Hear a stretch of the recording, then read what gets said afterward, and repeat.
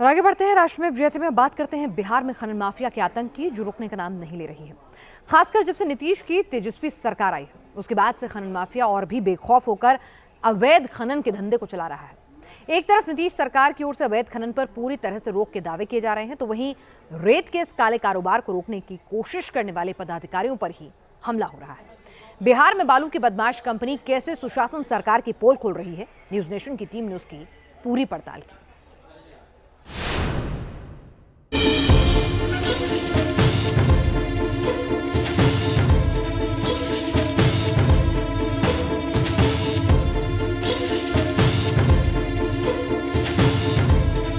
बिहार में बहार है, खनन माफिया का अत्याचार है। सुशासन सरकार है, रेत माफिया का राज है। बिहार में चल रहा है खनन का खुल्लम खुल्ला खेल। रोहतास में खनन माफिया ने किया पुलिस टीम पर हमला।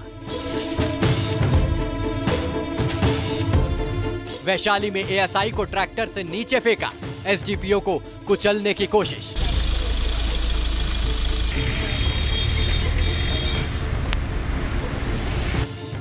बिहार में बालू की बदमाश कंपनी पर रोक कब होगी?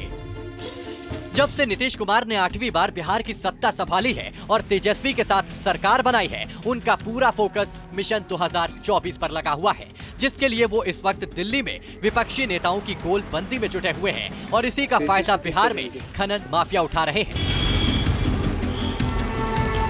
वैसे तो बिहार में पिछले कुछ सालों से बालू के खनन पर 1 जुलाई से 30 सितंबर तक रोक लगी रहती है। इस साल 1 जून से ही बालू का खनन बैन है, लेकिन लग रहा है कि महागठबंधन सरकार में बालू का अवैध कारोबार करने वाले इतने बेपरवाह हो गए हैं कि उन्हें किसी तरह का डर नहीं बचा है और खनन को रोकने की कोशिश करने वाली पुलिस की टीम ही अब इनके निशाने पर है। मंगलवार को वैशाली में खनन माफिया के आदमियों ने बालू लदे ट्रैक्टर से एएसआई को नीचे फेंक दिया, तो एसडीपीओ समेत बाकी पुलिस कर्मियों को गाड़ी से कुचलने की कोशिश की। इस मामले में 2 आरोपियों को गिरफ्तार किया गया है। बताया जा रहा है कि सदर एसडीओ राघव दयाल जब अपनी टीम के साथ बालू माफियाओं पर कार्रवाई करने पहुंचे और बालू लदे हाईवा गाड़ी को रोकने की कोशिश की, तो खनन माफिया के आदमियों ने एएसआई को धक्का मारकर नीचे फेंक दिया, जिसमें वो बाल बाल बच गए। वहीं उनकी टीम को बालू लदे गाड़ी से कुचलने की कोशिश की, यहाँ तक कि पुलिस की गाड़ी को भी कई बार धक्का मारने का प्रयास किया गया। इससे पहले रविवार को रोहतास में बालू माफियाओं ने एसडीएम और सीओ पर जानलेवा हमला किया, जिसमें एसडीएम का एक गार्ड गंभीर रूप से घायल हो गया, तो कई और पुलिसकर्मी भी इस पत्थरबाजी में घायल हो गए।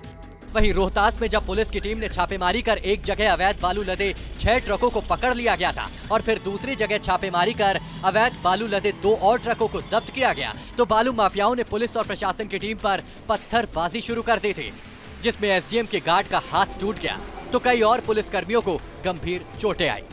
जो टीम गई थी तो जो कुछ इस तरीके के लोग असामाजिक तत्व के जो ट्रैक्टर पे थे, उन लोगों ने पथराव किया, गाड़ियों से पथराव किया है। एक पत्थर से बॉडीगार्ड को भी लगा है, हाथ फ्रैक्चर है उसके, इसमें काफ़ी लोगों को चोटें आई है। लेकिन ठीक है, ये सब तो part and parcel of the red होता है। अब जो है और ज़्यादा कड़ी कार्रवाई की जाएगी।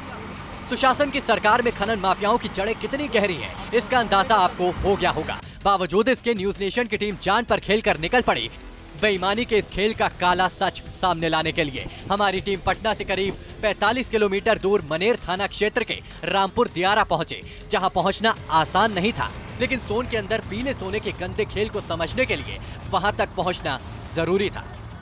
हम आज दिखा रहे हैं आपको पीले सोने का ऑपरेशन। जी हाँ, ये दुर्गम इलाका रामपुर दियारा का, और देखिए यहाँ पर आपको सोन नदी के अंदर कैसे जो बड़े बड़े नौका हैं वो चल रही हैं और यहाँ पर होता है अवैध खनन बालू का। इस पूरे इलाके में अवैध खनन चल रहा है और सरकार कुछ नहीं कर पा रही है। सरकार खनन पर रोक लगाई हुई है, लेकिन देखिए इन इलाकों में कैसे बड़े आराम से, और ये पूरा इलाका जो है ये जंगल का इलाका है। तस्वीर अगर आपको हम दिखाएं तो देखिए चारों तरफ जंगल ही जंगल है। यहाँ पर दुर्गम रास्ता, यहाँ पर कोई पहुँचता नहीं है। अगर यहाँ पर आप आएंगे तो आपको इन लोगों का सामना करना पड़ेगा, क्योंकि इनका यहाँ साम्राज्य चलता है और ये लोग कहते हैं कि जो लोग आ रहे हैं वो तुरंत इलाकों से निकल जाएं। सोन नदी के अंदर चल रहे बालू की बदमाश कंपनी के इस साम्राज्य को देखने के बाद हमारी टीम जिस मनेर थाना के अंदर अवैध खनन वाला ये एरिया पड़ता है वहां पर पहुंच गए, जहां हमने देखा कि थाने के अहाते में बालू लदे कई ट्रैक्टर मौजूद थे, लेकिन हमारे सवालों का जवाब देने के लिए वहां कोई मौजूद नहीं था। थाना अध्यक्ष नहीं है, अभी नहीं है। सर बात कर लीजिए ना। यहाँ पर जो लोग हैं वो बता रहे हैं उन्हें जानकारी नहीं, थाना अध्यक्ष हैं कि नहीं हैं। हम इसलिए मनेर थाना आए थे क्योंकि मनेर थाना के अंतर्गत ही वो इलाका पड़ता है जहाँ की तस्वीर हमने आपको दिखाई थी। और जब हम थाना में पहुँचे तो यहाँ पर हमें बालू लदे हुए ट्रॉली दिखे, ट्रैक्टर दिखे, जो शायद पुलिस खानापूर्ति के लिए जब्ती जरूर करती होगी, मगर जो तस्वीर हम आपको दिखा रहे थे वो तस्वीर बहुत ही भयावह थी। मनेर थाना का हाल जानने के बाद हम वहां से वापस पटना के लिए निकले, ये समझने के लिए कि सोन नदी में जिस तरीके से बालू का अवैध खनन हो रहा है उसका ट्रांसपोर्टेशन यानी उसको एक जगह से दूसरी जगह कैसे लाया जा रहा है। क्या गंगा नदी में इसका फैलाव है? क्या गंगा नदी तक फैला है ये अवैध खनन? और जब हम पटना के दीघा घाट पर पहुंचे तो वहां का नजारा देखकर दंग रह गए।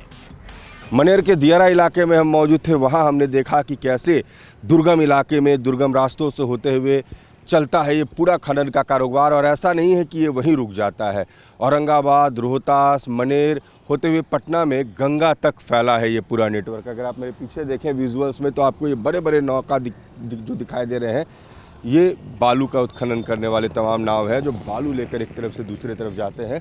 और इन पर आपको ये देखिए किस तरीके से गंगा में बड़े आराम से। और इस वक्त हम मनेर से पटना पहुँचे हैं और पटना में ये गंगा घाट है और यहाँ भी कोई देखने वाला नहीं, कोई रोकने वाला नहीं, कोई पूछने वाला नहीं है कि आखिर कौन है, क्यों जा रहा है, कैसे जा रहा है, कहाँ से आ रहे हैं आप लोग। सोन नदी से निकला हुआ बालू पटना में प्रशासन और सरकार की नाक के नीचे खुलेआम बिक रहा है, लेकिन ना तो सरकार इस अवैध कारोबार को रोक पा रही है और ना ही प्रशासन कुछ कर पा रहा है। आप देख सकते हैं कि कैसे सड़क किनारे रेत से लदे ट्रैक्टर लगे हुए हैं जिसमें फिलहाल ड्राइवर गायब है, लेकिन जैसे ही वहाँ कोई खरीदार पहुँचता है ड्राइवर मोल भाव करने पहुँच जाता है। अब हम पहुंचे हैं पटना शहर के बीच में दीघा का इलाका और यहाँ पर कैसे अवैध बालू की पूरी मंडी सस्ती है वो आपको हम दिखा रहे हैं। अगर हम सड़क पर चलेंगे इस तरह से बिल्कुल बीचों बीच तो हमारे दोनों तरफ दाएं और बाएं आपको लगातार जो है वो ट्रैक्टर्स लगे दिखेंगे। और ये जो ट्रैक्टर्स लगे हुए हैं दरअसल इन ट्रैक्टरों पर देखिए कैसे बालू लदे होते हैं। यहाँ से कुछ दूरी पर ही थाना होता है लेकिन किसी को कोई फिक्र नहीं होती है बालू कहाँ से आ रहा है, क्यों ऐसे सड़क किनारे बालू का बाजार सजा है। ये कहाँ से आता है बालू? अच्छा, कोइलवर वाला बालू है। 150 रुपये फीट।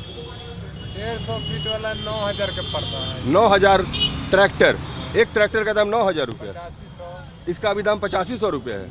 150 वाला का है। 150 फीट वाले का।